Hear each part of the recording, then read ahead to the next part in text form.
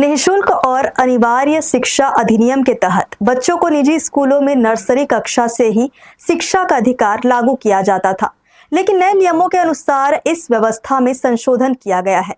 अब निजी स्कूलों में बच्चों को शिक्षा का अधिकार कक्षा पहली से ही मिलेगा। इस बदलाव का सीधा असर अभिभावकों और प्रवेश प्रक्रिया पर पड़ने वाला है, जिसे लेकर शिक्षा मंत्रालय ने नई गाइडलाइन जारी की है। निःशुल्क और अनिवार्य शिक्षा अधिनियम के तहत निजी स्कूलों में बच्चों को प्रवेश देने की प्रक्रिया में बदलाव किया गया है। अब तक इस अधिनियम के तहत नर्सरी, एलकेजी और यूकेजी कक्षाओं में भी बच्चों को शिक्षा का अधिकार के अंतर्गत प्रवेश दिया जाता था, लेकिन नए नियमों के अनुसार अब निजी स्कूलों में शिक्षा का अधिकार केवल कक्षा पहली से ही लागू होगा।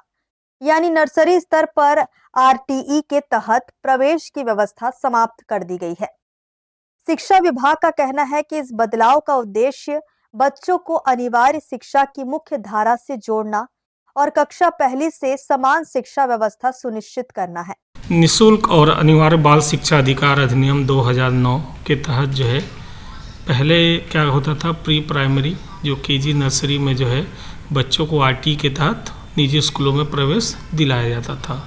अभी जो नया छत्तीसगढ़ शासन इसको शिक्षा विभाग द्वारा पत्र जारी किया गया है, उसके अंतर्गत अब आरटीई के तहत केवल कक्षा पहली में ही निजी स्कूलों में दाखिला कराया जा सकता है। ये आदेश जो है 16/12/2025 को आया है और अब केवल पहली कक्षा के जो बच्चे हैं उनको हम निजी स्कूलों में आरटीई के तहत दाखिला दे सकते हैं।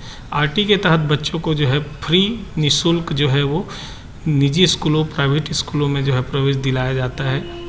अधिनियम के प्रावधानों के अनुसार कक्षा पहली से 8वीं तक निजी स्कूलों में 25% सीटें आर्थिक रूप से कमजोर और वंचित वर्ग के बच्चों के लिए आरक्षित रहती है। इन बच्चों की पढ़ाई से जुड़ा खर्च सरकार द्वारा वहन किया जाता है। वहीं नए नियमों के लागू होने के बाद अब अभिभावकों को बच्चों के प्रवेश को लेकर बदली हुई प्रक्रिया का पालन करना होगा। शिक्षा विभाग ने भी समय रहते जानकारी लेने और निर्धारित नियमों के अनुसार आवेदन करने की अपील की है। हर्ष न्यूज के लिए श्याम देवकर की रिपोर्ट।